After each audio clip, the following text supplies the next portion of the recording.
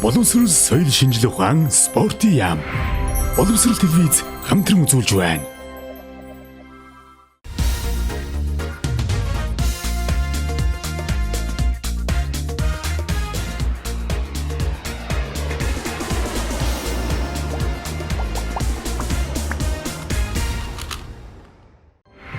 Нэвтрүүлгийн хамтран ажиллагч Төрийн банк.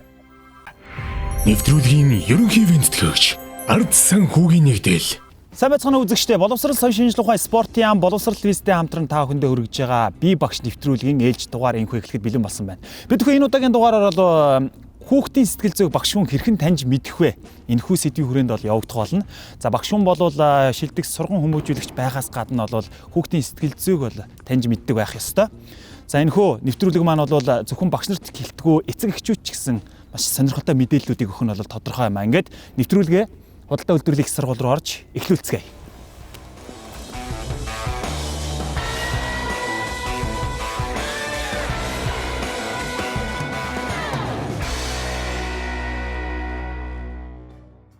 Тэгээд дараагийн даалгавар төсөөлшгүй л байна ер нь.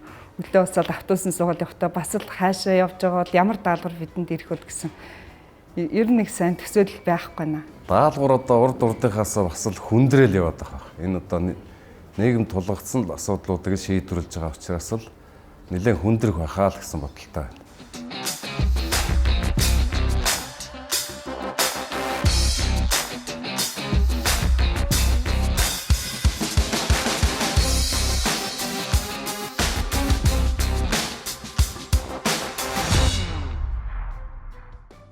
Энэ нөгөө юу юм шүү нөгөө сөрхөөр нөгөө даалгавар нөгөө үг нь өөрчлөгдчихдөг. Тэр яг үст тийм. Өнгө нь өөрчлөгдчихдөг. Тийм. Нэг ийм пенал хитэр гаргацсан байсан тийм. Тийм л юм шүү. За үзчихв. За нэг. Юу чи. За. Хүүхдийн сэтгэл зүйн цаашаа зургаар илэрхийлэх арга. Эхлээд ороход бол ширээн дээр юу ч байхгүй байсан. Тэгээ бид нар яг ингээд наа чин даалгаар байгаа гэсэн чинь нөгөө мөнгөлөг ингээд арилдаг одоо тийм тэмдэглэлийн төр шиг зүйлээсэн. Тэгээд наадхаа одоо хөдөлгөөд наадтаа шин даалгаар байгаа гэдээ бид нар ингээд гараараа ингээд мэдрээд өөр болгосон чинь даалгаврын яг сэдэн маань гарч ирсэн. Тэг ер нь бол их гинтийн байсан. Хүүхдийн сэтгэл зүйг зургаар шинжих. Хүүхдийн сэтгэл зүйг шинжих гэдэг үү та? Бидний дэлгэгдэв юм шүү. Тийм байна. Өө дэлгэгдэв юм шүү. За. Энэ хүүхдийн зураг тийм зургаар шинжих. Тэр зураг авах юм болоо яаж авах юм бол гэж Гэр бүл дуртай зүйл гэсэн. Дуртай зүйл нь болохоор энэ юм байна. Тэгэд нэг зураг дээрээ. тийм ээ. Ээж наав нь. За тэгээд нэг дээр яриад Дүнтэй игээд за тэгэх бодгийг ярилцсан нэг зураг дээр. Цааны урд яасан шууд их таа. Харин тийм. За тэгэхээр өнөөдрийн даалгаврыг та бүхэн ойлгосон баг тийм ээ. За хүүхдийн зурсан зургаар сэтгэл зүйг нь мэдэх ямар арга зам байж болох вэ? За тэгэхээр 7 настай эмэгтэй сурагч маань 4 зураг зурсан байгаа. 2 зураг нь бол гэр бүлийн зураг байгаа. 2 нь бол өдөр тутмын амьдралыг илэрхийлсэн зураг байгаа. Тухайн зургийг манай багууд маань үзэж байгаад хоорондоо ярилцж байгаад мастер класс дээр үзсэн мэдсэн зүйл болон тухайн одоо оролцогчдын маань туршлага дээр үндэслэн энэ хүүхд маань ямар сэтгэл зүйтэй, яаж амьдрдаг, ямар хүсэл мөрөөдөлтэй хүүхд вэ гэдгийг мэдэх болно. Ингээд даалгавар эхэлсэн цаг явлаа. Амжилт хүсье. За. Тэгэхээр бүгдээр ихэд зурган дээр хэлсэн дээрх тийм. Ихэд зургаа саасарлаад яг энэ хүүхэд юу илэрхийлж чинь юу бодож чинь. Нөгөө ногоон өнгийн чинь хайрлж хүндэлдэг хүнээ ногоон өнгөр ингээд боддог гэсэн шүү дээ. Тэгэхээр энэ аавыг бол ногоон өнгөр бодоод байгаа байхгүй юу? Тэгэхээр энэ аавда тий хайртай уу гэдгийг шинжийг харуулад байна. Одоо хамгийн ихэнд зурдаг гэдэг. Тий хайртай өнөө хамгийн их л зурдаг. Даалгаврыг задлаад үзэхэд шууд л хийж болмоор юм шиг санагдсан. Гэхдээ энэ даалгавар их олон талтай. Нэг талаас харахад ингээд за яг ийм байдаг учраас яг ингэж оншилж болно гэж бодох боловч бас бид нар яна дутуу буруу талаас нь харчих үү гэсэн бас жоохон баг зэрэг айдас бол байсан. Энэ дуртай зураг дуртай яваа зурсан юм шүү. Гэр бүлээрээ магадгүй нэг агаар талхинд хөдөө 100 мөн тийм ээ явсан байх магадлал өндөртэй. Энэ хүүхд олонгууд нэг эгчтэй, ээжтэйгээ, айлын дүүтэй ингээд 3 эмэгтэй хүүхд 3 охинтой айлын голыг дунд охин бодчихаага тий. Тийм болохоор ихтэй хөлтэй ш наа чи. Энэ болохоор эмхтэй хөлтэй тийм. Тийм ээ. Тийм байна. Энэ хардтаа байна. Тийм байна. Бос хэлм шиг юм байна. За тийм. Боо муутай. Тийм. Энэ тэгээд одоо багш Угаас тийм байна. Саа. Энэ эдгээр ширээ юм байна. Тийм байна. тийм байна. Багшиг ингэж төсөөлөд байгаа. Тийм байна. Энэ сурагчдын ширээ юм байна. Ширээ нэ. Багшиг зурсан юм байна. Энэ болохоор За ингээд зурсан юм байна. Яг юу дүрсэлж байгаа тэр тухайн хүүхдийн яг манай ангийн хүүхдийн зурсан зураг байвал би бас илүү надад дөт байх байсан баг. Гэхдээ огт танихгүй ямар хүүхд зурсан мэддэггүй, гэр бүлийн орчин ямарыг мэддэггүй учраас би нэлээд хүнд даалгавар байна л гэж бодож байна. Ерөнхийдөө юу штэ. Одоо юу сэдв бол ойлгомжтой тийм үү. Тэгэхээр бид хүн багш нар багууд болохоор яаж гаргах вэ гэхээр ерөнхийдөө зураг хүүхдийн сэтгэл зүй гэдгээл барьж авах. Тэгэхээр бид нар яаж тэр шүүгчдийн сонирхлыг татаж эхлээд даалгавраа одоо сэтэлжүүлэх вэ? Ард нь явах аяан зүгээр панограм биш амьд байвал гоё юм шүү. Одоо Тийм өөрснөө үзэлдэг. Өөртөө манайханд бол тийм боломж байгаа шүү. аяа тоглоё тоглоё. Манай байгаа шүү дээ. Багш таа. Даалгаврын төгсгөл бас нөгөө аз жаргалтай хүүхдийн одоо зурсан зургийг ийм их байх юм аа гэдэг хөлбөр гаргаж ирээд тэгвэл таны хүүхдийн зурагтай энэ зургийг зурж чадах уу зурдаг уу ч юм уу тиймэрхүү байлаа аз жаргалтай хүүхдийн зурсан зураг гэж жишээ бас ямар нэгэн байдлаар хүүхдийн зургийг өсгөөд хараадахыг гэдэг мэдрэмжийг хөтлөн л бид нар хөрөнгөлцүүлэх хэрэгтэй. Нэг юм цэцэг ингээд нэг сондгоо цэцэг тавиад. Тэр цэцгүүд ингээд тал талаас олон хүн ингээд хийгээд те. Дүүргээд ваарыг одоо дүүргэж За гээд болоо. Юм тийм. Альва зүйл Төгсөхгүй. Наац. Үгүй. Одоо тэгэл цаашаа яахыг би хагацгааг. Тийм ээ. Гүйцэтгэлээ эхлэх уу даалгавар төлөвлөгөө гаргаад яг юу хийх вэ гэж сайхан ярилцлаа одоо бүгдээрээ даалгавраа гүйцэтгэж эхлэе. Тэхүү. Тэгээ. За.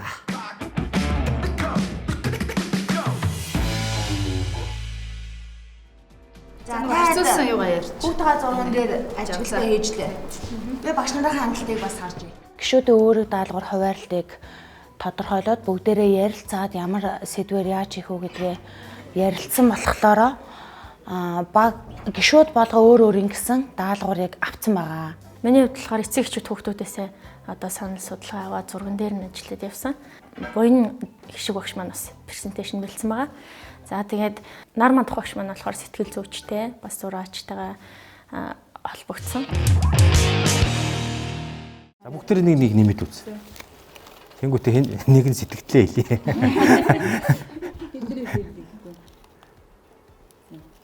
Энэ хүүхдийн өгсөн мөрөнд ерөөсөө энэ. Гэтэ энэ яг гол цэцэг айгүй гоё өндөр юм байгаа байхгүй юу? Өндөр болгоод өөр содон цэцэг гэж л дээ. Баримт шаврыг ингээд дотор тийм чинь гоё үгнүүд хийгээд байвал яадаг юм те? Гоё үг хийгээд байвал. За үг хийгээ. Энэ зарим мундан шүү. За тэгээ. Тэгээ. Би яг хэллээ шүү. За нэг үг хэлээд хэлээд. Ингээд яах вэ? Ямар болох юм бэ? Тэр шүүгчдэд ч гэсэн тэгээ хэлчих болох юм шүү. Энэ цэцэг нэг хүүхдэд хэлж гин гэж одоо та нэг үг.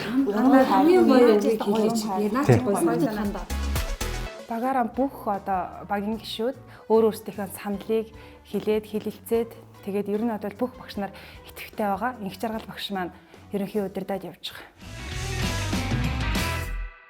За энд болохоор яг үзэгчдэд хүрэх байдлаасаа бид нэр одоо юу илтгэлээ харуулах гад тэгээ маш тодорхой харуулахын тулд бас презентацийнхаа хажуугаар маш их материал хэрэгтэй болсон л да бид нар бас өөрсдөө бүтээл хийн гэсэн үг. За бид хоёр багийнхаа дараагийн даалгаврын хэрэглэгдэх зүйлүүдээ авахын тулд бичиг хэргийн дэлгүүрийн үүдэн дээр ирээд байна. Одоо эндээс ашиглах хэрэгтэй материалуудаа бичиг хэрэгслийн материалуудаа аавна. Багш нөөнийг юугаар зураад байна уу? Шүүгчдэд сэтэлжүүлэх хэсгээ тий? Тий. Сэтэлжүүлэх одоо би 3 сурч байна. Энийг шүүгч нарт өгөөд зуруулаад ирэхэд нь одоо хүний зурж байгаа байдлаас нь бас хүнийг шинжиж болдог гэсэн. За гэлцэхгүй бол тэг амжихгүй шүү дээ хөө амжихгүй. Чи хараасаа сонгочих. Юу гэдэг чинь шоогоо бодохоор чинь 6 тал.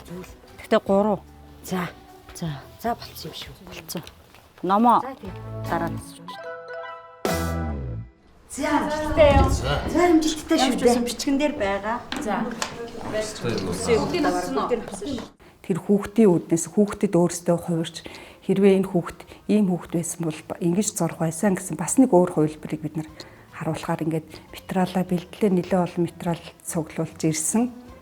Тэгээд бид нар юугаа бүтээлээ хийж бэлтгэсэндээ. Тэгэхээр энэ араа энийг скотччихтай ингээд энэ нуглаас нуглах энэ юугаа зайгаа тийм чуд ингээд нөгөө нэг дээр үт чи картон цаасыг зүсгэд ингээд бид нар тусгаардаг байсан шүү дээ. Буяа мэдэндээ байна. Яг тийм ээ тий. Тэгээд дамбарлахгүй эн чинь нэг олон давхарлагдсан гэдэг үг гэсэн чинь зүсгэж ажиллаж байна. За бүгдээ бяцхан шавнараа бодоод нэг гой дууд болчих уу? За нэлээ ядраад штэ бас.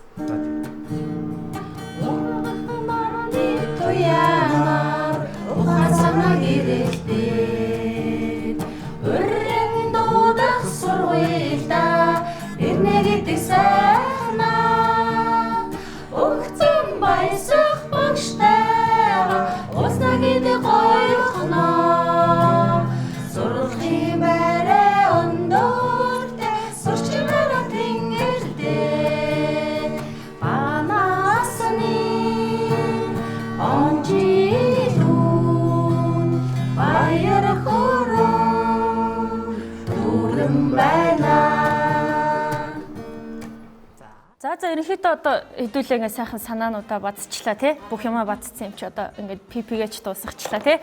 Одоо бидний санаагаа маш гоё зөвөр илэрхийлж таниулж байгаа тий. Хүрхэлж байгаа. За тэгээ бүгдэнд нь амжилт хүсье. За тий. Бидний ч өөрөө юу лээ. Хамтдаа. За хамтдаа. За манайгийнхан ажиллаад ямчсан даалгавраа гүйцэтгээд сая дууслаа. Шүүлтэнд ороход одоо илтгэх байдлаа бэлтгэх гэдэг ингээд бид нар ярилцаад байж байна. Бид нар бол яг энэ шүүлтэнд ороход үнэхээр бэлэн байна. Яг тэр бидний хийж байгаа гүйцэтгэж байгаа энэ удаагийн даалгавар нэлээд өрмөц байх болов уу гэж бодож байна. Хүмүүс ч гэсэн нэлээд таалагдана гэж бодож байна. Ерөнхийдөө бол даалгавраа 100% гүйцэтгэлтэй хийсэн учраас шүүлтийн дараа бас сэтгэл хангалуун байх болов гэж бодож байгаа. За багууд маань даалгавраа гүйцэтгээд дууслаа. Нэвтрүүлгийн оргил хэсэг бол мэдээж шүүлт байгаа. 3 багаас маань нэг нь нэвтрүүлгийг орхиж цааш үргэлжлэх ирэхгүй болох юм аа. Ингээд нэвтрүүлгийн ерөнхий ивент тэгэгч хөрөнгө оруулагч, үндэстэн хөдөлгөөний санаачлагч, хэрэгжүүлэгч, ард санхүүгийн нэгдэл хувьцаат компани студиудээр уулзцгаана.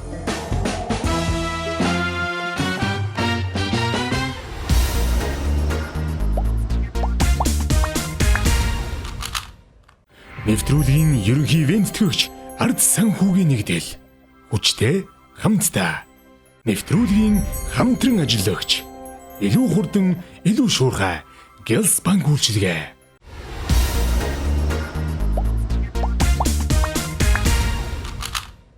Оройн төргийн үзэгчтэй би багш нэвтрүүлэг маань боловсрал визийн 400-ийн студиэс үргэлжлэн та бүхэндээ хүрж байна. За тэгэхээр багууд маань яг одоо шүүгч нарт даалгавраар шалгуулахад бэлэн болжээ. За тэгэхээр шилдгийн шилдэг 30 багшаас 18 багш үлдсэн байгаа. 18 багш маань 6-6-аараа 3 багт хуваагдсан байгаа. За тэгэхээр энэ удаагийн даалгавар бол хүүхдийн сэтгэл зүйн байдлыг зургаар дамжуулан тодорхойлох гэсэн сонирхолтой даалгавар байгаа. Баг болгонд бол нэгэн авиаслаг охины зурсан зургийг 4 зураг өгсөн байгаа. Энэ зурагнаас бол тухайн сурагчийн сэтгэл хөдлөл болон хэрхэн амьдрдаг, за мөн ямар мөрөөдөлтэй вэ гэх онцлогуудыг тодорхойлох ёстой байгаа. За тэгэхээр бол багш нар маань болсон мэргэжлийн сэтгэл зүйчд биш гэдгийг бол энд цохон дурдъя. Харин эдгээр зургийг зурсан хүүхдийн бол үн зөв мэдээллийг бол шүүгч нарт өгсөн байгаа. За ингээд уламжилт ёсоор шүүгчтэй танилцуулъя. Эхний шүүгч маань математикийн ухааны доктор, Монголын математикийн олимпиадын хорооны удирдах зөвлөлийн гишүүн Үегийн Отгон Баяр. Хоёр дахь шүүгч маань удирдах ухааны доктор, өөрчлөлтийг чиглүүлэгч төвийн захирал Дулам Сүрэнгийн Сүрэн Чимэг. Дараагийн шүүгч маань Дэлхийн шилдэг багшийн академийн гишүүн Ванжгийн Ган Зориг. За өнөөдрийн зочин шүүгчээр сэтгэл судлалын үндэсний төвийн гүйцэтгэх захирал, сэтгэл судлаач Бат Эрдэнийн ууган цэцэг. За та бүхэнд амжилтыг хүсье. Иргэн уулзтаа таатай байна. Ингээд эхний баг буян дэлгэр ахлагчтай багийг самбарын өмнө орж байна.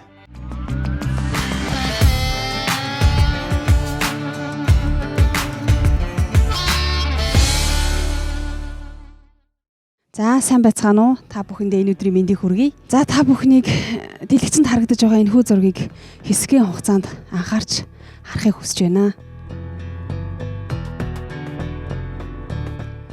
Туулай харагдаж байна уу? Эсвэл нугас харагдаж байна уу? Хоёулаа харагддаг. За тэгвэл нугас гэж харна уу одоо туулаа гэж харахад тэр бол таны энэхүү зургийг гадаад байдлаас нь харж байгаа таны өнцөг. За тэгээд өнөөдрийн бидний даалгаврын сэдэв бол өөр өнгө гэсэн сэдэвтэй байна. За тэгвэл бид бүхэн 7 настай хүүхдийн тэр зурж байгаа зургаас одоо оншилгоо дүгнэлт хийхийн тулд ямар аргаар вэ гэдгийн одоо асуудлыг дэвшүүлсэн. Тэгвэл хүүхдийн зурсан зураг дүрслэлээс тухайн хүүхдийн сэтгэл зүг оншилж байгаа тэр аргыг проектив арга гэж нэрлэдэг. За энэ арга нь бас дараах үе шаттай явагдаж байж цогц үнэлгээ дүгнэлт гардаг. За энэ нь ямар үе шаттай явагддаг юм бэ гэхээр өмнөх үе шат нь буюу одоо эхний үе шат нь хүүхдийн нас, гэр бүлийн гишүүдийн тоо, ах эгч нарын одоо нас, зан ааш, тухайн хүүхдийн өсч төрж байгаа орчин зэрэг нь бас эхлээд энэ судалгааны одоо өмнөх байдал буюу мэдээллийг бид нар олж авсан байх хэвээр. За үндсэн үе шаттай дараалал тухайн хүүхд зургаа зурж байхдаа одоо ямар дараалалаар зурж байна вэ? Зурхтаа балруулдаж арилгаж байна уу? Эсвэл тэр хүүхдийн сэтгэл хөдлөл нь ямар байна вэ? Нүүрний хувирал нь ямар байна? Эсвэл зургаа зурж байхдаа зогсож хийж гин үү? 15-аас дээш секундэд зогсож хийгээд ингэж санааширч бодлогоширж байгаа зүйл байна уу гэдгийг энэ аргын одоо үедээ ашиглаж судлах хэрэгтэй. Тухайн судалж байгаа хүн маань. За дараах үе шат буюу одоо төгсгөлийн үе шат дээрээ тухайн хүүхдтэйгээ зурсны дараа ярилцлага хийгээд энэ нь бол хөнгөн байх хэрэгтэй. Албадсан өнгө аясгүй хүүхдэд сонирхолтой байдлаар одоо явж байж энэхүү проектив арга маань одоо үр дүнтэй болж тухайн хүүхдийнхаа яг бодтой юм дүн шинжилгээ судалгаа хийж болдог байна. За бид бүхэн болохоор яг өгөгдсөн зургийн дагуу гадаад байдлаас нь л одоо өөрсдийнхөө арга туршлага онлын мэдлэг болоод одоо өөрсдийнхөө мэдлэгээр тулгуурлаад ингэж хийсэн байгаа. За 7 настай хүүхэд маань энэ зургийг зурсан хүүхэд ямар онцлогтой юм бэ гэж мэдрэмж сэтгэлийн хөдөлгөөнөөр ханддаг. Гинэн цайлган одоо зам багассан байдаг энэ насанд хариуцлага ухамсарладаг, таагүй зүйлээ нууж хэлдэг, болохгүй зүйл болоход ойлгохгүй байхыг хичээж хэлдэг байна. Энэ настай хүүхдийн онцлог. Зургаар хүүхдийг бас таньдаг ийм дараах аргууд байдаг байна. Юуг нь бид нар таньж болох юм бэ? Оюун ухааны хөгжлийн төвшин, ерөнхий төвшинг нь бид нар мэдэж болох нь байна. Арсенал одоо болон сэтгэл хөдлөлийн байдлыг нь бид нар зургаар нь дамжуулаад мэдэж болох. За мөн хувийнх нь хяналт өөрийгөө зохицуулах чадвар хэр юм бэ? Тэр хүүхэд хэр зэрэг айдас төвшүүртэй хүүхэд юм бэ? Эсвэл энэ хүүхэд харилцааны дутагдaltaй юм уу? Эсвэл одоо хүмүүс хоорондын одоо харилцаа хандлага нь яг ямар юм бэ гэдэг маш олон зүйлийг зургаас дамжуулаад бид нар олж авч болдог байх нэ. Тухайн одоо хүүхдийн маань зурсан 4 зурган дээр дараах байдлаар ажиглалт судалгаа хийсэн, бас даалгаврын хугацаанд маш нарийн ажиглахыг зорьсон. За ерөнхий харагдаж байгаа байдал нь ямар байна хүүхдийн? Орчин өнгө нь ямар байна вэ? Нэмж зурсан зураг юу байна вэ? Гэр бүлийн харилцаа яг ямар байна вэ? Биеийн хэсгүүдийг яаж зурсан байна энэ хүүхэд? Энэ хүүхдийн сонирхол хэрэгцээ юу байж болох вэ? За мөн зан араншин ямар юм бол гэдэг энэ зүйлүүдийг таамаглаад тэгээд онлын үндэс одоо ажлын туршлага дээрээ тулгуурлаад ингэж дэвшүүлсэн. За энэхүү одоо ажигласан зүйлүүдийг манай багийн гишүүд та бүхэндээ цааш нь тайлбарлаж хүргэх болно. Тэгэхээр энэ хүүхэд маань 7 настай хүүхэд маань гэр бүлийнхаа гишүүдийг маш гоёор ингэж зурж өгсөн. За аавыгаа одоо тэр хамгийн урд зурсан байгаа. За энэ урд хэвтээ зураасан дээр аавыгаа хөлийг бат бөх байдалтайгаар зурсан. Тэгэхээр энэ аав бол ерөөсөө энэ айл өрхийн тулгуур ноён нуруу байгаа нь эндээс харагдаж байгаа.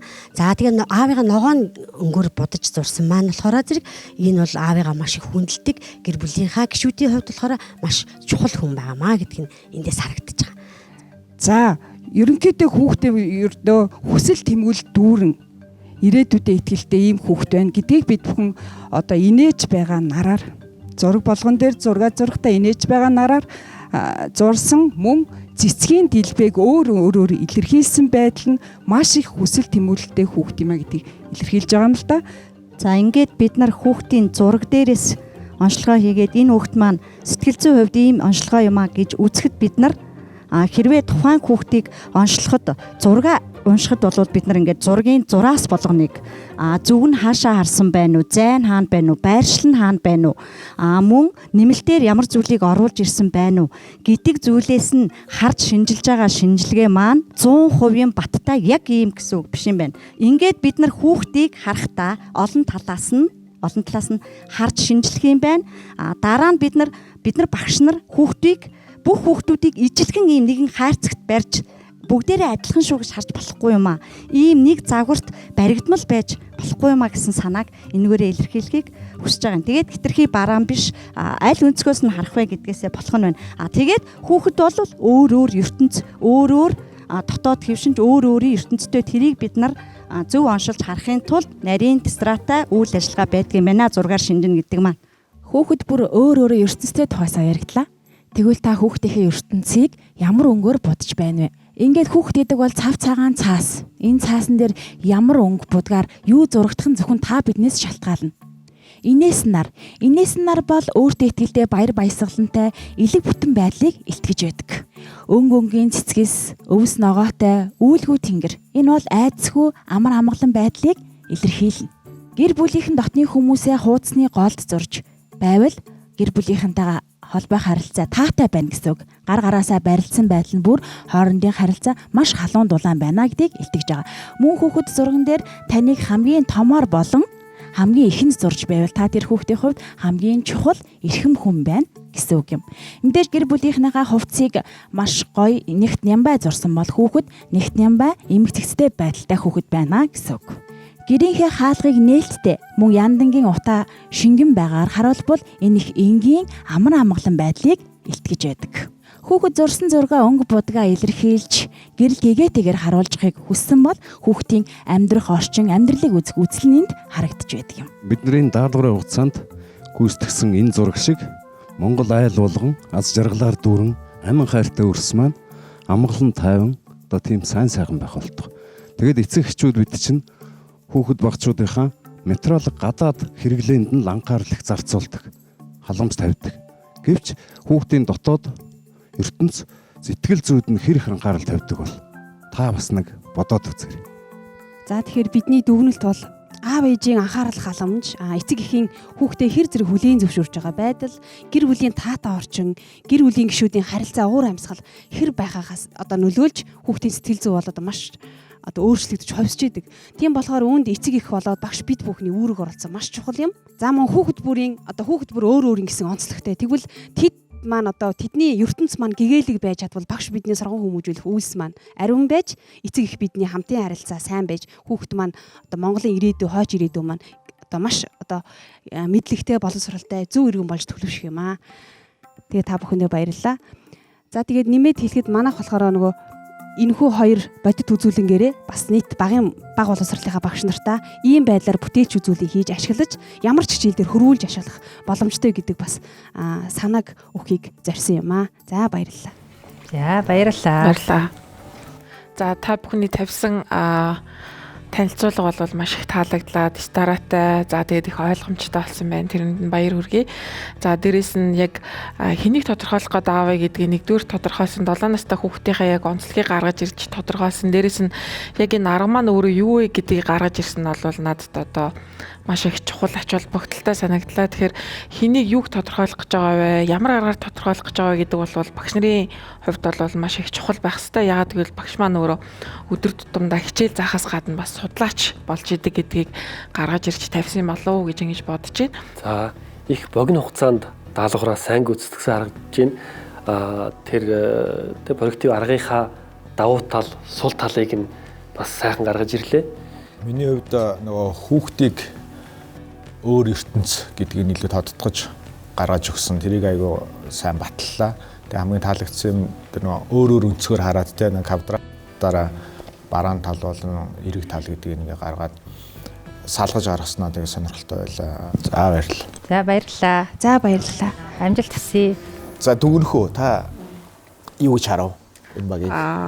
За надад бол айгүй тийм тухайн даалгавартай айгүй тийм уул суртай бас айгүй тийм шинжлэх ухаан чансан юм болов бас айгүй их тийм бүтээлч баг цагт бол их бүтээлч чансан байна гэж тодорхойлж болохоор байна. Надад багш нар өөрсдөө яг энэ аргад суралцаад тийм энэ чинь одоо шинэ арга судлаад ингээд сурсан мэт өөрсдөө сурч байгаа арга нэг таалагдлаа. Ер нь бол амьдралд бид нар яг тэг сурдаг те. Өндөр ингээд хэвчээ энэ рүү яаж бууж өгöd ингээд нөө амьдрал руугаа буулгаад бодит байдал руу буулгаад байгаа нь багш нар өөрсдөө сурч байгаа арга нэг таалагдлаа. Харин яг энэ арга сурагч дээрээ яаж болох вэ? Хүүхд рүү яаж буулгах вэ гэдгийг л амжилуулах бол одоо багшийн гол үүрэг. тэр тал дээр манай энэ өгч нар одоо их загвар жишээ болох байх та гэж ингэж харьцуулаа бархаж. Надад бол их хэцүү даалгавар санагдлаа. Энэ даалгаврыг манай багш нар ийм хэмжээтэй хийж чадж байгаа нь цаана өдөр тутамдаа зургийн хичээл ордог, хүүхдүүдтэйгээ байнга ажиллаж яадаг. Тэр нь ойрхон байдаг учраас ингэж хийж чадваа гэж харагдаж байна. Тэгэхээр нөгөө эцэг эхчүүд маань ч гэсэн бас хүүхдийн зургийг өөрсдөө өдөр тутамдаа ингээ харж ах зүгээр одоо юу гэдэг аав ээж би зураг зурчлаа гэхээр ямар хөөрхөн ингээл орхидог болохоос биш тэр дунд нь яг юу вэ яг яасан бэ гэдэг асуултуудыг бид нар бас айгүй хязгаарлагдмал төвшин тавьдаг те. Нөгөө талдаа яг өөрөө чи хэлж байгаа хүн нөгөө тэр судлаачийн буюу яг тэр судалгааг аваад байгаа энэ судалгаа явуулаад байгаа магадгүй багш нар маань өөртөө ямар сэтгэл зүйн байдалтай байна уу гэдэг зургийг харахад шууд нөлөөлдөг. Одоо эхний эдний зурган дээр энэ туулаа байна уу юу вэ гэхэд арай нэг өөр өөрөөр бид нар чи хараад байгаатай яг адилхан магадгүй өөрөө нэг жоохон сэтгэл зүйн хувьд хямралтай байвал нөгөө хүүхдийн зургийг хямралтайгаар харах байдал бас нэлээд одоо өндөр бас байгаа. Нөгөө талдаа юу гэхээр нөгөө хэрэглэгдэхүүний асуудал гарч ирдэг. Магадгүй юу гэдгийг аавыгаа одоо ногоон өнгөөр зурсан байдал гэтэл одоо яг аавынхын дуртай одоо өмсдөг байнга өмсдөг цамцны өнгийг бодъё гэсэн чинь нөгөө хүүхдэд хэрэглэгдэхүүн харандааных нь өнгө нь айгүй хязгаарлагдмал байсан болоод ногооноор зурцсныг нь бид нэр энэ аавыгаа ногооноор зурцсан юм байна гэд тайлбарлахад бас одоо дүгнэхэд нэлээд учир төвхтэй болж таарч байгаа.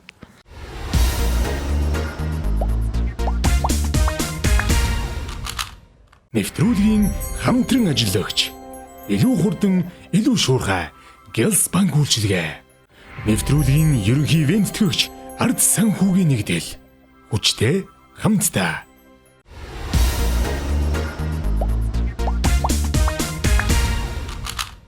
За шүүгчнэртэй маш их баярлалаа. За дараагийн багийг өрий. Энэ бол инх жаргал ахлагчтай баг хамт олныг самбарын өмнө өрч байна.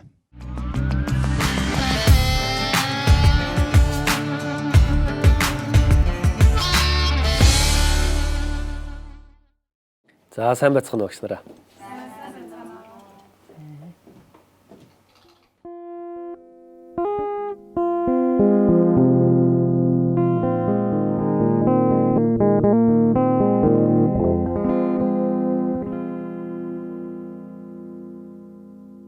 За 7 настай охины зурсан зураг энд харагдаж байгаа. Тэр охин маань аав ээжтэйгээ хоёр эгчийнхээ хамт амьдардаг айлын бага охин гэж бол бид таамаглаж байгаа.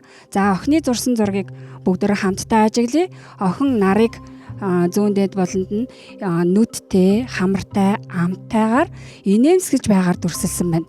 Энэ бол охин бол маш сэргэлэн цаваа, өөдрөг тийм сэргэлэн охин байгааг бол харуулж байна. Аавыгаа ногоон өнгөөр ингэж өнгийн халхан бодсон байгаа нь бол охин аавдаа бол маш хайртай, аавыгаа хүндэлдэг, дотны хүн байгаасаа гэж энэ өнгийг сонгож зурсан байгаа хаа.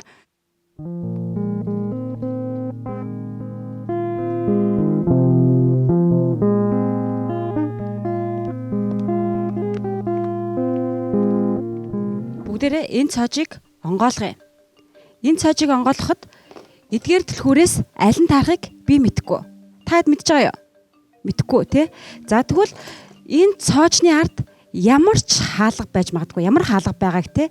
Ямар амьдрал өрнж байгааг хинч мэдэхгүй, хинч таашгүй. Тэгвэл энэ цоожийг бүгдээрээ хүүхэд гэд төсөөлөх юм бол хүүхдийг одоо яаж ямар түлхүүрээр нээх нь л багш таны л ур чадвар. За та бүхэн нэг зураг зурж байгааг ажигласан баг. Тэгээ юун зураг болчих уу яач юу гэд бас гайхаж байгаа болов уу гэж бодож байна. Тэгэхээр энэ зургийг та бүхэнд би харуулъя. За энэ бол энэ хүүхдээ энэ охины зурсан энэ гэр бүлийн зургийг би харж байгаад өөрийнхөө мэдрэмжээр миний сэтгэлийн одоо хүүхд одоо ихшгэлсэн тэр үг ихшгийг бодож байгаад өөрийнхөө одоо бодомж илэрхийлэхийг бодлоо.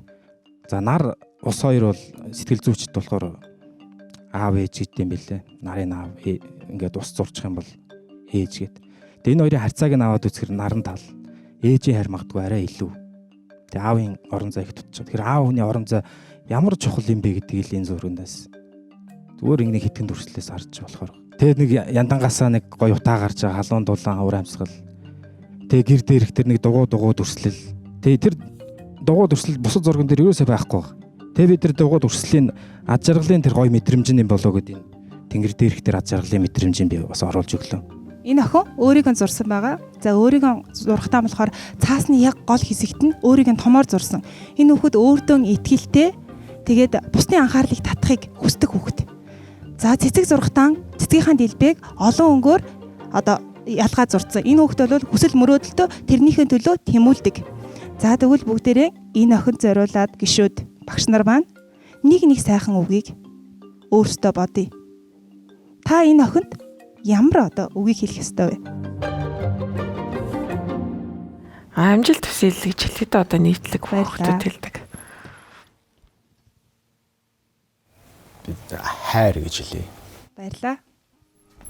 Аз жаргал өрөөй. Чи чадсан шүү.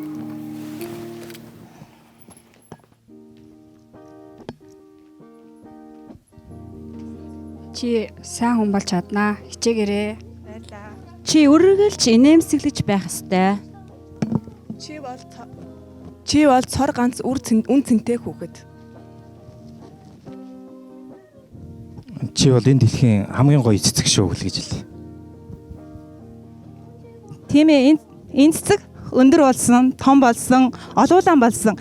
Яг үүнтэй адилхан хүүхдийг одоо бага бачраас нь эцэг эхчүүд бид нар одоо ингэж маш сайхан урмын үгийг хэлээд хайрлаж чадж байгаа юм бол тухайн цэцэг маань хүүхэд маань төлөвшөлтэй, боловсралтай маш мундаг хүн болдгийг одоо энэхүү зүйлээр харуулахыг зорилоо. Бид эдгээр зургийг ажиглаж, шинжиж тодорхойлсны үр дүнд тухайн хүүхдийн дүрсэлж буй зүйлс, илэрхийлж буй өнгөөр нь хүүхдийн зан аран шиг тодорхойлж болох юм. Хүүхэд маань эдгээр зургандаа голдуу цэнхэр, шар, улаан өнгийг хэрэгэлсэн байна. Хүүхэд өөрийгөө зурхтаа шар болон ягаан өнгөөр илэрхийлсэн хүүхэд өөртөө итгэлтэй, өөдрөг үзэлтэй, маш олон хүсэл тэмүүлэл мөрөөдөлтэй хүүхэд гэдгийг илтгэж байна. Цэнхэр өнгөөр зурсан нь хүүхэд маань ямар нэгэн асуудалд сэтгэл нь зовинсон. Гэхдээ хүүхэд ногоон өнгөөр бусдад өөрийгөө ойлгуулахыг маш их хүсдэг, ирмэлцдэг нь харагдаж байна. Эндээс үзэхэд энэ охин маань өөдрөг үзэлтэй, хүсэл тэмүүлэлтэй, зоригтой, сэтгэх чадвартай, магадгүй энэ зургийг зураад өнгөний сонголтуудаас нь харахад зураг зурах авьяастай, сонирхолтой, байгальд аялах дуртай, ганцаараа байхыг хүсээд сэтгэн бодох чадвартай хүүхэд маань өөрөөр хэлбэл өөрийгөө хөгжүүлсэн шоо, эвлүүлдэг дүрс гэх мэт ийм тоглоомудаар тоглох хандлага их байдаг. Гэр бүлийн байдлыг авч үзэхэд энэ охины зурсан бүх зурган дээр бүх хүмүүс чихэхгүй байгаа. Чихэхгүй. Яагаад чихэхгүй байгаа вэ гэхээр тухайн охиныг ойлгож, мэдэрч, ижил төвшөнд ярилцдаг хүн байхгүй. Энэ нь охин бас өөрийгөө ярихыг хүсдэггүй байдлаа амгүй зурсан, мөн жижиг амтаа зурсан зарим зурган дээрээс нь харж болох юм. Бид хүүхэд байж үтсэн. Хүүхэд харин том хүн байж үзээгүй. Тийм учраас та бүхэн хүүхдийг үргэлж ойлгох хэрэгтэй шүү. Хүүхэд бол таныг ойлгох албагүй гэдэг үгээр танилцуулга өндөрлж байна. Баярлалаа. За тэгэхээр багш нарын хувьд бол яг энэ сэтгэл судлалын нарийн зүйл бол шууд бидний шийдэд явчих зүйл бол биш л дээ. Гэхдээ багш энэ тал дээр баримжаатай байх ёстой гэдэг талаасаа нэвтрүүлэгт энэ даалгавар орж ирсэн байхаа гэж ингэж ойлгож байна. Тэгэхээр та бүхний хувьд багшийн хийдэг гол судалгааны ажил бол энийг ийм юм шиг байна гэж таамаглаад байгаа юм аа. Цааш нь судлаад батлаад нотлоод энэ үнэхээр ийм юм байна эсвэл үгүй юм байна гэдгийг л нотлоход байдаг. Нөгөө судлаач маань өөрөө ямар сэтгэл зүйн байдалтай байна вэ гэдэг чинь буцаагаад тэр зургийг тайлбарлаж байгаа байдалд маань нөлөөлөд байдаг. Та бүхэн ямар байдалтай байна вэ гэдэг тэр дахиад тусгал болж очиж байгаа байхгүй. Проектив арга гэдэг чинь өөрөө тийм учиртай. Тийм учраас энэ дээр одоо суралцгаад те эргээ дахиад тэрийг тайлж, тодорхойлж, ойлгож эндээс манай шүүгчилж ийн яг тэрийг ингээд энэ яг юу болов, нарийн дараал нь юу байвэ гэдгийг суралцахад судлаачаас буюу багш та бүхнээс аягүй их тийм ур чадвар шаардагдсан. Нөгөө талдаа хүүхдийн тусгал юм шиг боловч нөгөө талдаа та бүхний сэтгэл санааны тусгал өөрөө тэрэн дээр чи явж байгаа. Судлаач маань өөрөө энэ зургийг тайлбарлах хүүхдийг зурж явах явцад заавал тайлбарыг авдаг. Энэ юу зурваа, энэ яава, энэ одоо яагаад ийм хувцастай байна? Аавыг ногоон хувцастай байна гэдэг дээр өмнөх багч гэсэн тайлбарсан. Гэтэл аав нь үнэхээр дандаа ногоон өнгийн бодволктой гэртээ байдаг болвол яах вэ гэдэг асуудал гарч ирж байгаа учраас зурган дээр заавал асуулт буюу энэ асуулга маань давхар судалгаа болж явдгаа гэдгийг хэлмээр байна. Баярлалаа. За шүүгчнэртэй маш их баярлалаа. Ингээд хамгийн сүүлийн баг самбарын өмнө гарч ирэхэд бэлэн болсон байна. Нар мандах ахлагчтай багийг даалгавраа гүйцэтгэх нүх хэмээн орж байна.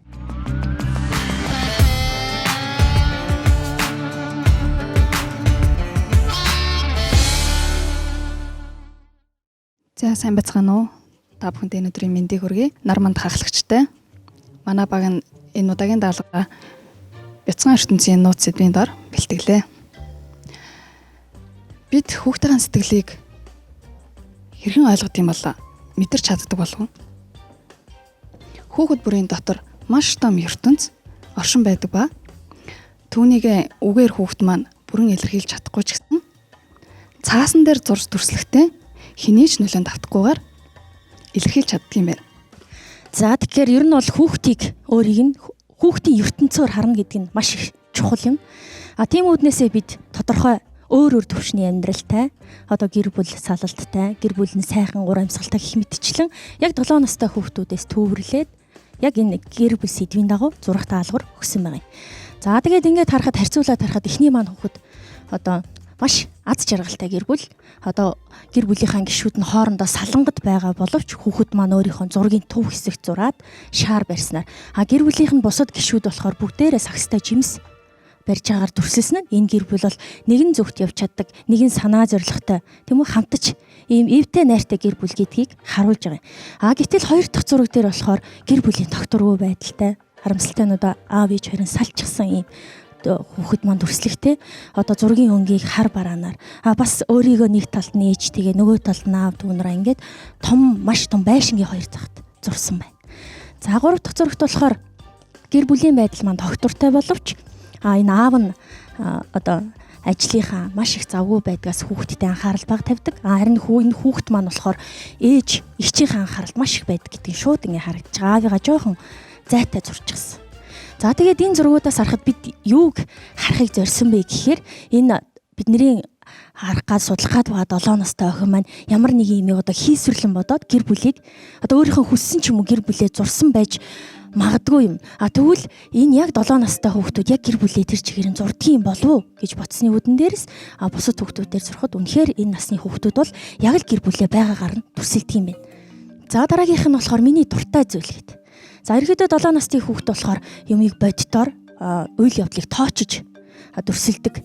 Энэ юунаас харагдаж байгаа гэхээр энэ бусад хүүхдүүд маань бүгдээрээ дуртай зүйлээ миний дуртай амьтан, миний дуртай тоглоом, миний хийх дуртай зүйл гээд ингээд тоочоод зурчихсан бодит зүйлийг зурцсан байгаа бол бидний одоо гол тийм ээ охин маань нейтраллог бус илүү сэтгэл тал руугаа, илүү оюун ухаан тал руугаа энд өөрийнхөө дуртай сонирхдаг зүйлээ зурсан. Энэ хүүхдийг болохоор одоо бусад энэ үе тэнгийнхнээс маш чөлөөтэй, задгаа сэтгэлгээтэй, одоо өөрийн гэсэн үзэл бодолтой, өөрийгөө маш сайхнаар одоо бусад хүргэж илэрхийлэх чадвартай хүүхд юм болоо гэж бас эндээс харагдаж байна. За тэгээд ерөнхийдөө болдог үнэхэд энэ хүүхэд маань гэр бүлийн хувьд болохоор тэр нэг одоо анзаарахад нэг өлгийтэй хүүхэд байгаа тийм ээ голын гишүүн. Тэр хүүхэд шинээр дүү гараад магадгүй нөгөө хүүхэд маань гэр бүлийнх нь одоо эзлэх байр суурь тийм ээ өөрийнх нь нөгөө өөрөө баг зэргийн анхаарлын төвөөс холдоод бас сургууль дээрээ болохоор багштайгаа ч юм уу үйл ойлголцоод хүүхдүүдтэйгээ ангийнхаа хүүхдүүдтэй ойлгоц чадахгүйгаас байгаа болоод жоохон ганцаардаад байгаа юм болов. Одоо маш тийм аз жаргалтай хүүхэд насныхаа үеэс жоохон ганцаардсан, жожигэрсэн тийм шилжилтийн үе рүү яг тийм шилжилтийн үе дээр явж байгаа хүүхэд юм болов уу гэж оншилсан. Ягаад тэгэхээр уг нь бол юмсыг маш ингээд гэгээлэг өнгө будгаар дүрсэлсэн хэрнээ зарим зүйлүүдээр өөрийгөө арай л хөндөй зайдуу дүрсэлсэн байгаас нь ингэж дүгнж болох юм аа гэж бодсон юм аа. Хамгийн их таалагдсан танаа багийн хувьд яалаа. Яг энэ богино хугацаанд таамаглал хийгээ тэрийг батлахын тулд давхар ингээ хүүхдүүдээр ижилтстэй сэдв өгч байгаа зураг зурулж ингээ шалгасан байна шүү дээ тий. Зөрүү гаргахын тулд тэр маш их таалагдлаа. Та бүхэн өөрсдийнхөө аймаг сургууль дээр дүүрэг дээр яг энэ хүүхдийг зургаар дамжуулж хүмүүжлийн одоо ажил хийдэг үү? Одоо сая ингээ дасгал дээр ажиллаад өмнө хүүхдийг зургаар нь дамжуулаад ойлгодог гэж боддог байсан бол яг тэр ойлголт нь бол батж гин эсвэл энийг би ингэж буруу бас төсөлдөг байсан байх шүү гэдэг шинэ зүйл сурч авбуу яг сэтгэл зүй талаас. Ерөнхийдөө бол багш нарын хувьд бол бас хүүхдэд бай, тийм ээ, тодорхой арга хэлбэрээр янз бүрээр туршиж судалж хүүхдийнхээ одоо ямар хүүхд байгааг мэдээж тэр хүүхдийнхээ ямар гэдгийг тодорхойлчод хичээл заахад тийм ээ илүү ойрхон байдаг. А гэтэл бидний бол сая яг хэлэх гээд байгаа юм дээр яг хүүхдийг тодорхойл гэсэн учраас би тэд бас сая нэг одоо зүйлийг хэлээгүй орхигдуулсан. Гэхдээ бидний маш ихээр ингээд хараад эмзэглсэн бол юу байсан бэ гэхээр эцэг эхчүүдэд бас энэ зургийг өгөөд одоо яг юу болж байна, юу гэж бодогдож байна гэдээ асуусан чинь яг үнэхээр ганц ч эцэг их ингээд яахгүй зүгээр энд маш л ажиргалтай л хөвгтлээ штэ. Аюу гоё л харагч чинь. Ерөөсөө тийм. Ерөөсөө эцэг эхчүүдэд маань одоо өнгөн талаас нь хараа тэр хүүхдийг одоо зургийг тайлж унших ч юм уу те энэ хүүхд маань юу бодоод байгааг мэдтгүй юм билээ. А гэтэл яг айл болгонд тийм хүүхдүүд маань одоо сургууль дээр байнга зурдаггүй ч гэсэн гэрээр нь л нэг цаас байдаг штэ зурчихсан. Тэгвэл эцэг эхчүүдийн хувьд бас тэр цаас руу нэг өнгөж хараад миний хүүхдүүдийн дотоод ертөнцид юу байна вэ гэдгийг бас бол маш зүйтэй юм болов уу гэж утсаа. Магадгүй та нар эцэг эхчүүдээсээ илүү суралцах ёстой юм биш байгаа гэж би бол шүүгчийн зүгээс тэгж харж байна.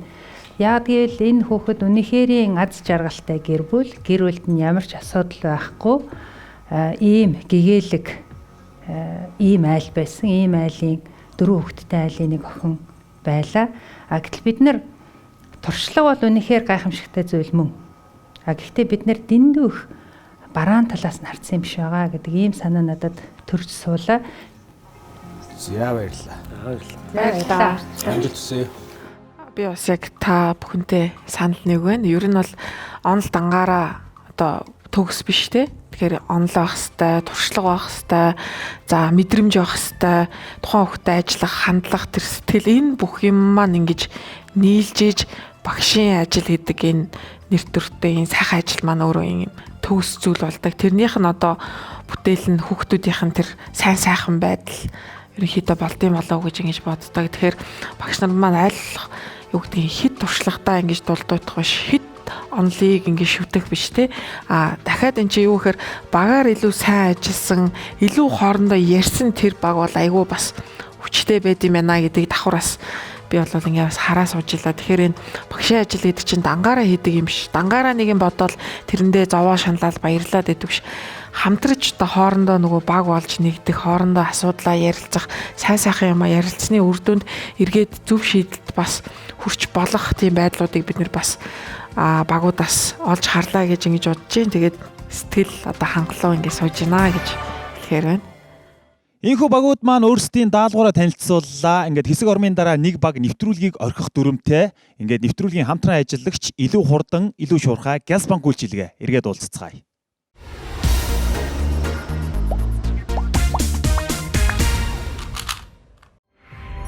Нэвтрүүлгийн хамтран ажиллагч худалдаа үйлдвэрлэлийн их сургууль.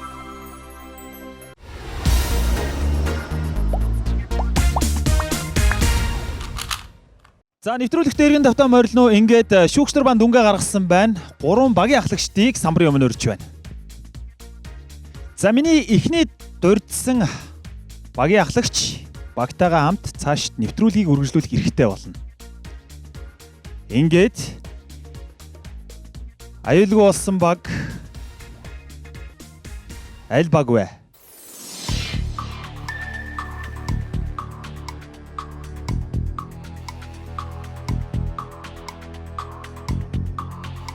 Нэвтрүүлгийг цаашд үргэлжлүүлж шилдэг 12-ийн 1 болж чадсан баг бол Буян Дэлгэр багшийн баг. Баяр хүргэе. За багийнхандаа энэ сайхан баярт хүчээ хамтаа хуваалцахыг хүсэж байна. Амжилтыг хүсье.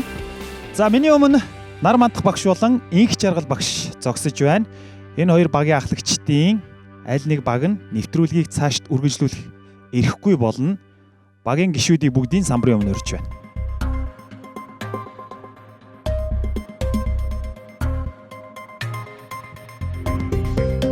Шүүгчдийн дүнгээр яг одоо нэвтрүүлгийг цааш үргэлжлүүлэх эрхгүй болсон багийг дуудах гэж байна.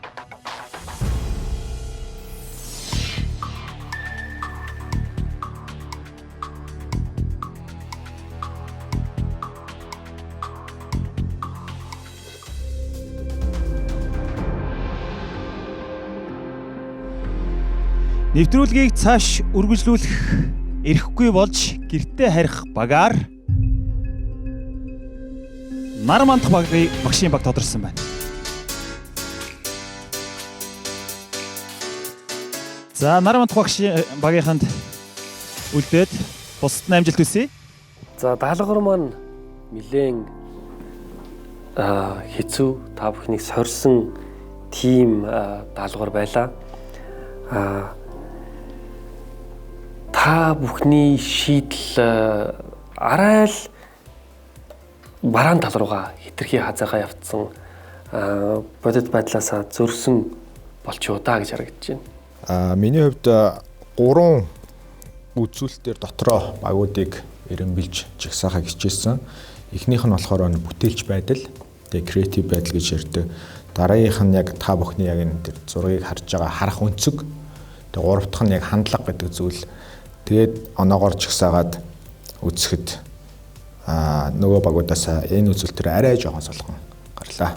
Миний хувьд ямар байсан бэхээр нэгдүгээр тэр тухайн асуудалтай шийдлэх ухаанчаар хандсан бэ гэдгийг бол дотроо харсан. Хоёрдугаарт бол хэр зэрэг тухайн асуудал дээрээ эргэлзээ тэнэгэлзэл гаргасан бэ. Тэгэхээр эргэлзээ гэж нэг талдаа буруу юм шиг боловч нөгөө талдаа хүнтэй холбоотой бүхий л зүйл төр бид нэр маш их эргэлзэж асуултын тэмдэг тавьж яагаад юм бол яг ийм юм болов илүү дахиж судалж те тэрэн дээрээ магадгүй энэ бол 100% тийм биш байх магадaltaй эсвэл 100% үнэн бол ямар 100% худлаа бол ямар гэж тухайн одоо төвшүүлж байгаа тэр таамаглал дээрээ эргэлзэж бид нэр одоо хүнтэй холбоотой зүйлийг дүгндэг байж байгаа. Тэгэхээр тэр тал дээр одоо арай учир дутагдaltaй байсан болов гэдэг энэ хоёр үзүүлэлтийг танай баг дээр харгалзаж үзсэн байгаа. За багш нартай нэлээд түгээмэл зүйл бол бид нар танилцуулга хийхдээ та нар сүүлийн тайлбар дээр л хэлээд байна. Тэрнээс анханасаа та нар бид нэр ийм цар хүрээнд ингэж үзлээ. Энийг ийм аргыг хэрэглээд инглээ. Тэгээд энэ дээрээ ийм үр дүн гарлаа гэдгийг танилцуулаад явсан бол танилцуулагч илүү үр дүнтэй болох байлаа гэж харлаа. Гэтэл бид нар та нарын яг яаж ажилласныг асуултаараа тодруулж ижил одоо хамгийн сүүлд олж мэдэх жишээтэй ийм зүйлсүүд харагдсан нь бол оноонд нөлөөлөх гол үзүүлэлт байлаа. Гэхдээ багууд маш их чанарч байна. Өдрөөс өдөр чанарч байна. Тэгээ хоорондын ялгаа нь баахгүй болж байна. Бис өмнөх нэвтрүүлэгтэр хэлжсэн та нар бүгдээрээ амигаас дөрвөөсөө шилдгээр шалгарч ирсэн мундаг багш нар байгаа. Тэгээд дараагийнх нь ажилд амжилт хүсээд дараа жил дахиад энэ уралдаанд ороод бид нар бас жил болгоны нэг үргэлжлүүлж хийх тэм төлөвлөгөөтэй ажиллаж байгаа. Тэгээд энэ хүртэл явсан та бүхэнд маш их баярлалаа. За амжилт хүсье бүгдээрэнд нь. Баярлалаа. Амжилт хүсье. Манай нэвтрүүлэгт хамтаас үзэгч та бүхэндээ маш их баярлалаа. Шилдэг 30 багшаас 12 багш цааш нэвтрүүлгийг үргэлжлүүлэх эрхтэй болж 100 сая төгрөгт улам ойртлоо. Ингээд дараагийн дугаар хүртэл баяртай үзэгчтэй. За хасагдал гэдэг бол ялагдал биш ээ. Энэ тэмцээнд одоо шилдэг 30 багшийн нэгээр өөрийгөө шалгарсныг сонсоод бүр маш их баярлсан. Хүнийг бол ерөөсөө нэг л өгүүлбэрээр маш их өөрчилж чаддаг юм билээ. Та тэмцлээ гэдэг үгийг сонсоод маш их ирж хүч аваад энэ тэмцээнд маш их гал цогтой ирж хүчтэйгээр ирж энэ тэмцээнд оролцсон. Тэгэхээр одоо би яг юу хийх хүсэж байна гэх юм бол намайг хамгийн анх багшаа гэж дуудсан хөөхөн хүүхдүүд дээрээ очоод бүгдийн тэрвэрэд үнсхийг хүсэж байна. За одоо хичнээн хазагсан ч гэсэн одоо энэ олон багшраасаа бас олон зүйл сурч аваад буцаж байгаадаа бол баяртай байна да. Тэг хэдийгээр тэгэд энд ингээд үлдэх багийн тоонд гараад ингээд гарч ирсэн ч гэсэндээ ингээд нөгөө хамт өрөөний маань найз багш маань нөгөө багтаа ингээд зогсож байгаа. Тэгээд бараг бүтэн сар ингээд байцсан хүмүүс чинь нэг нэгэндээ аягүй тасцсан байт юм байна. Тэгээд тэднэрээ бас явах гэж байгаад өөрөө хэдийгээр үлдэж байгаад баяртай байгаа боловч тэдний явах гэж байгаа гэдэг ингээд хоёр өөр ингээд нэмэх хасах хоёр яг нэг цэг дээр уулзж байгаа юм шиг л тийм мэдрэмж төрдөг юм.